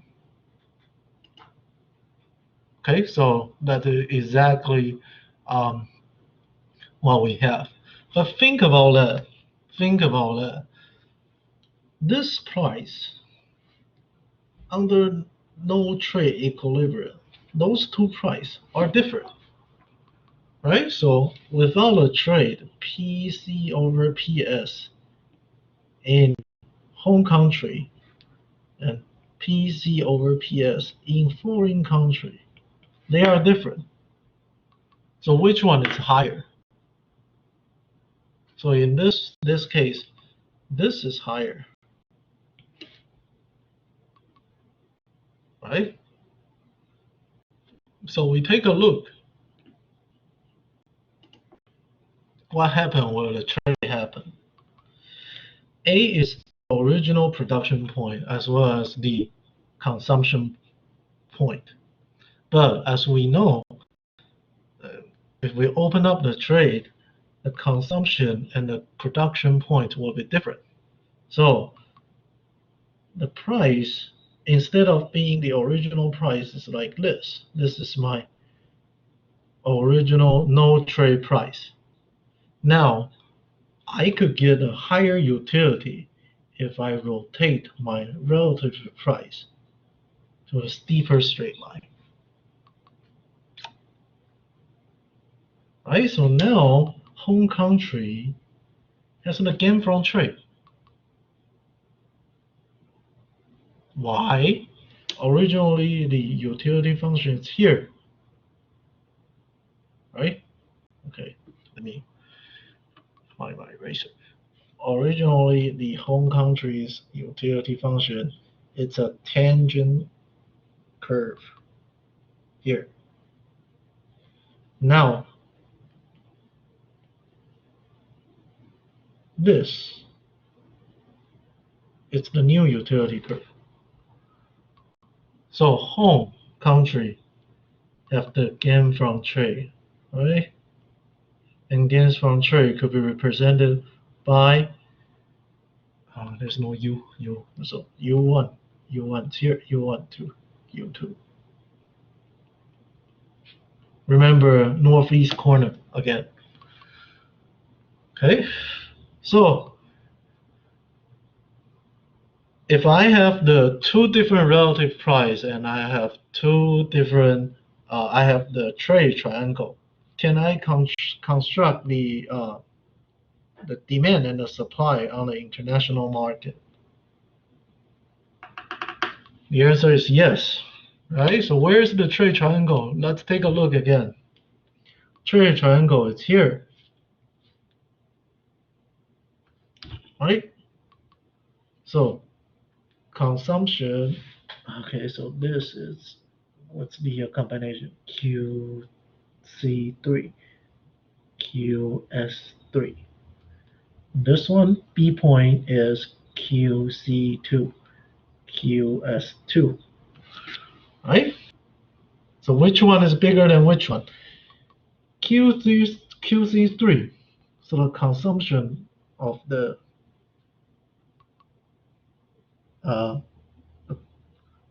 computer and the production of the computer for home country, which one is higher?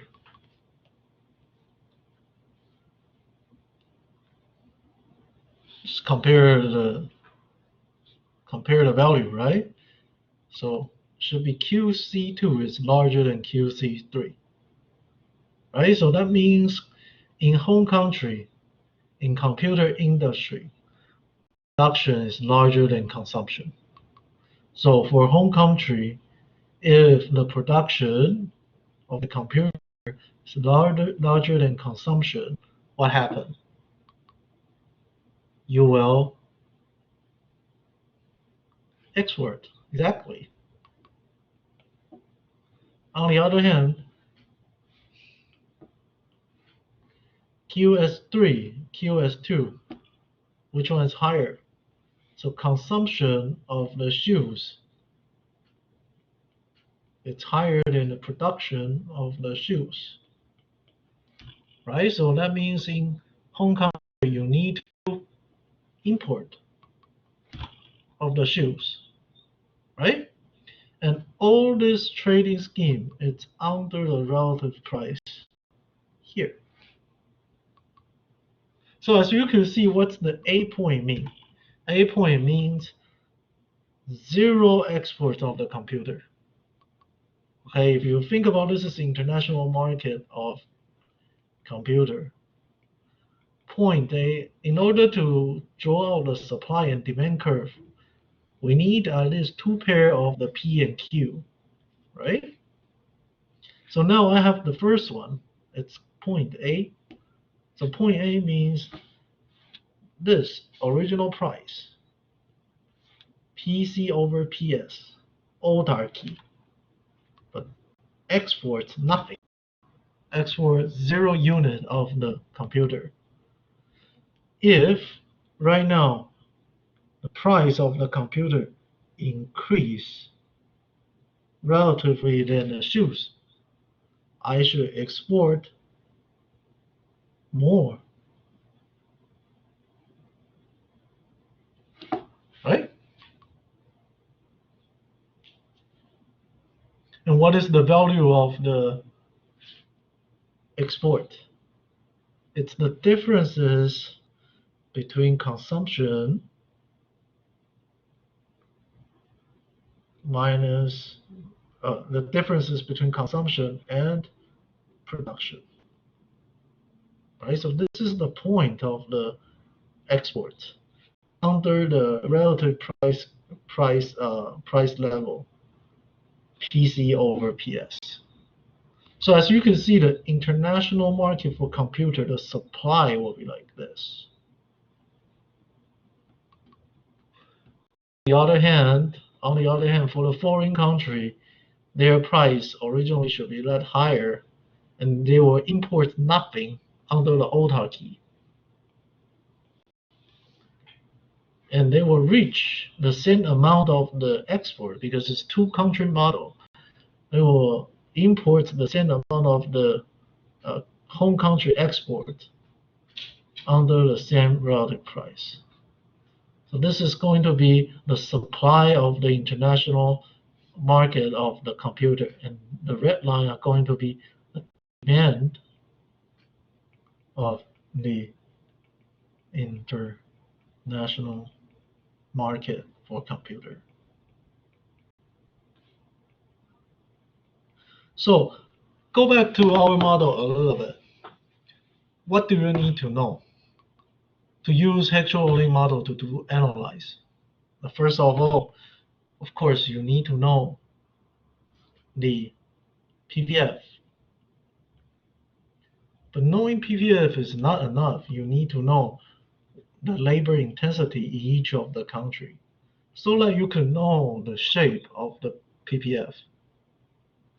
Secondly, you need to find out no trade equilibrium and trade equilibrium. What does it mean? You need to know no trade equilibrium, what's the price vector of the two goods,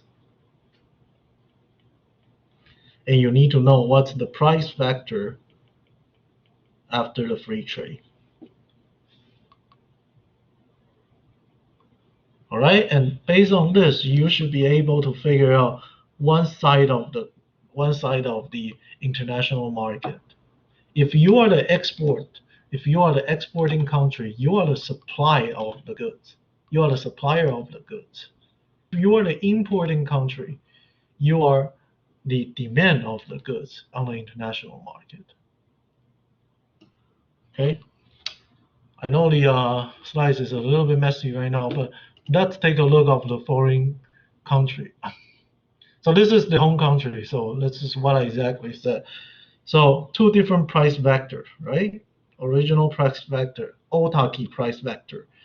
This is trade price vector. Autarky means zero trade value because home is the exporter of the computer. Home is the supply of the computer in the international market. Combine those 2 points, you could get a supply side. Let's switch to the demand of the computer. How do we get that? How do we get a demand of the computer? Think about that. The A plumb is the production and the consumption point of the foreign country, right? Originally, production is equal to consumption under the no trade war, under the autarky war. Now, after the war, after free trade, the price change. Okay, price change from this to this. So as you can see, the slope of the relative price here, the absolute value of the slope of the relative price here should be decrease, right? The slope becomes steeper of the relative price after the free trade. So beginning for the computer, this is also for the computer. Let me use computer. This is the original autarky price, and this is the new trade price. And new trade price will import the computer by amount. How do we figure that one out? By looking the differences between consumption and production in a foreign country, right? So B is the production point, C is the consumption point, and X, so the horizontal axis, the goods on the horizontal axis, it's the computer. So now, computer's consumption, it's higher than the computer's production in foreign country. So once consumption is larger than production in foreign country, the foreign country has to import a computer, right? As being an importer of the computer, the foreign country are going to be the consumer of the computer in a foreign market. That means the connection of the two different pair of the price and quantity is going to be the demand side of the international market for computer. Okay, so this is something you have to know, right? So that's all. So this is the value of the imports. That's exactly the number here. Otaki price, free trade price, so that you have P and Q for 1 point, you have P and Q for another point. Deciding which market you are looking at right now. P, put it in the vertical axis, Q, put it into the horizontal axis, and you could construct the demand curve. Right? So now you should be able to find out what's the equilibrium of the free trade under the Heckscher-Ohlin scheme.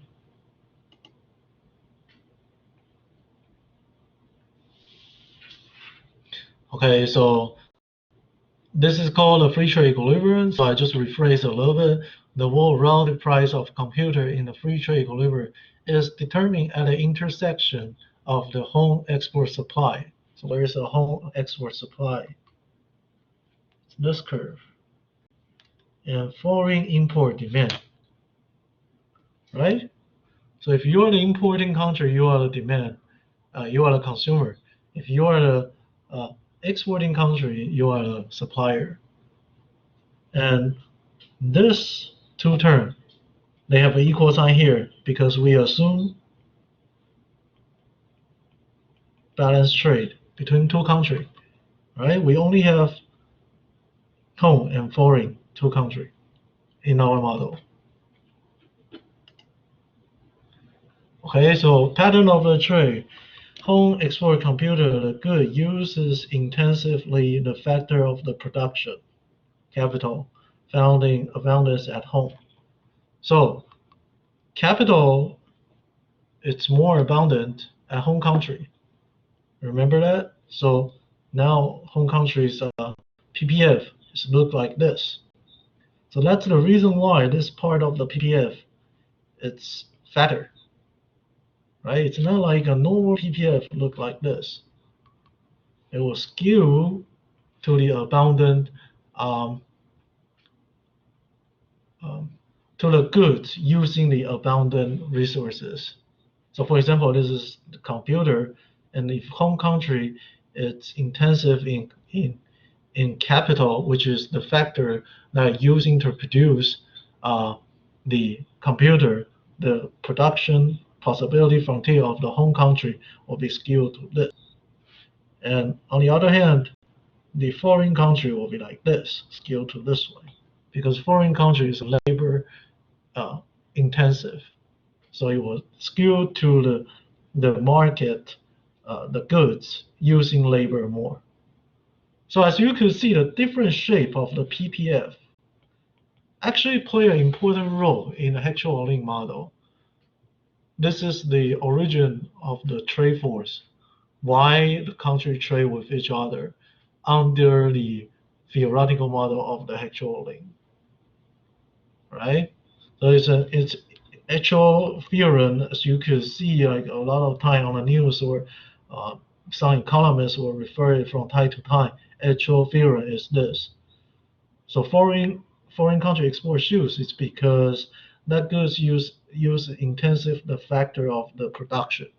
So if you are the labor intensive country, you export the labor intensive good. If you are the capital-intensive country, you export the capital-intensive goods.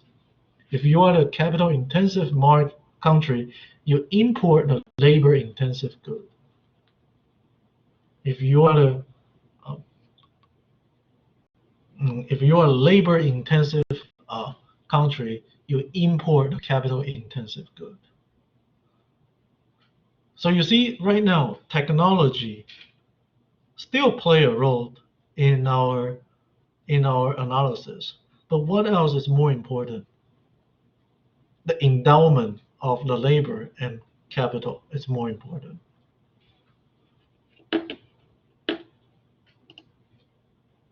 Okay, so that's just a review of the Heckscher-Ohlin theorem. I don't want to go through it. Just want to talk about a little bit of what's Leontief paradox. So once the Heckscher-Ohlin theorem coming out, people think that, oh, this model is excellent. This model is great. It can explain everything. So a lot of people try to get the data and try to check into the empirical model and realize it's not a case. It's weird. So let's see what happened. And this kind of a contradiction is called a Leontief paradox, named after the first economist, Vasily Leontief, to his contribution. So he found what? He found that because after World War II, people tend to believe that U.S. should be the most capital-intensive country, and the rest of the world should be relatively more labor-intensive. But he find out in the export and import table that this is actually not the case. So in the U.S., the value of the export is 2.55 million, and labor for hiring person years. One of the calculation of the labor is 182. So you could treat it as like population or like the labor force in the U.S. U.S. export industry. And import, on the other hand, the capital have 3.5 million, worth 3.51 billion. And the labor force participated in the import industry is 170. So if you do the math, you take the ratio, capital K ratio, in exporting industry is this, and importing industry is this. That means what? That means U.S. actually imports capital-intensive goods.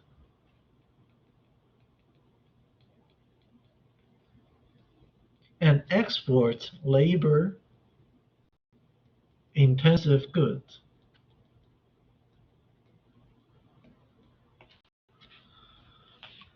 Something wrong, right? Because under our prediction of the Heckscher-Ohlin model, if U.S. is capital intensive, U.S. should export capital intensive good.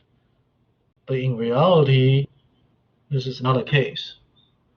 So that's the reason why his research gets a lot of echo from the fellow economists. Okay, and some of the explanations here are interesting. You can think about that whether you agree or not. First of all, they believe that the technology is not the same. So one of the important assumptions is violated. Okay, so if the assumption is violated, of course, the model cannot do the prediction very well. Secondly, since Heckscher-Ohlin model, it's a 2x2 model. So now we ignore everything that the land can bring into the production activities. So this actually underestimates the productivity of the United States, right? United States is such a big country, and then should play an important role in the production as well. But in Heckscher-Ohlin model, in actual model. We didn't count the then. We didn't count the then. The third one, skilled labor and unskilled labor is not considered. So in actual link model, labor all the same. Okay, that's two things. The first one is after the World War II, a lot of the data probably it's not so complete, and that might cause the estimation of the model problematic as well. And finally, the U.S. and the rest of the world are not engaging in the free trade perfectly, right? So there are still transportation costs and the tariff at that time. GATT and WTO were not built at that time. So those are some of the explanation that could that people raise. People think of that this might be the explanation for the deontist paradox. But this is a very interesting discussion because we feel like from in the beginning of the developing of the model, actual link sounds perfectly reasonable, but it actually do poorly in reality. Okay, so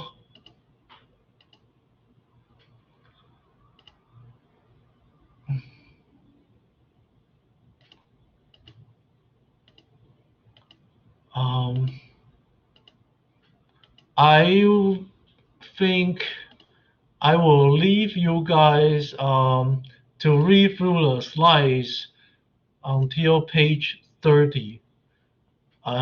So testing the Heckscher link model here to be part of the homework reading. And I will start to refresh the idea of the Heckscher link a little bit and start it from the numerical model and the this graph next Monday. Okay, so you can read through the slides. The slides has already been updated.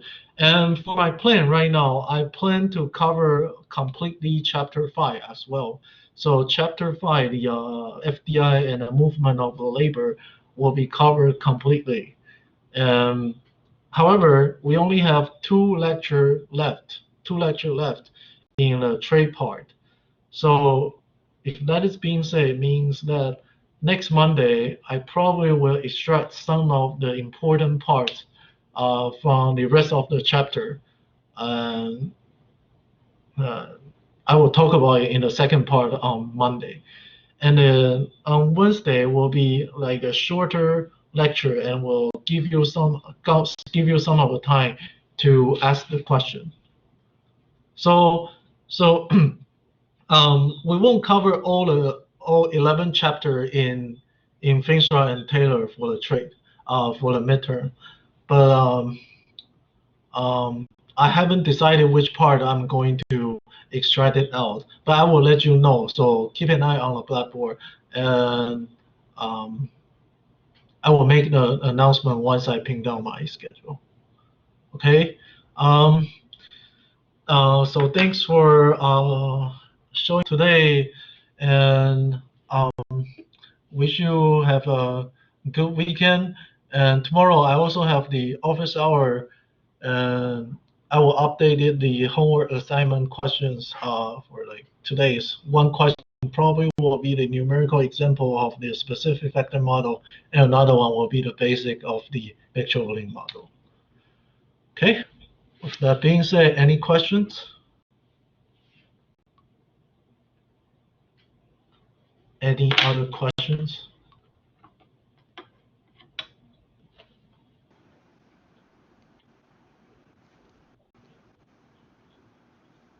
Thank you, Jake.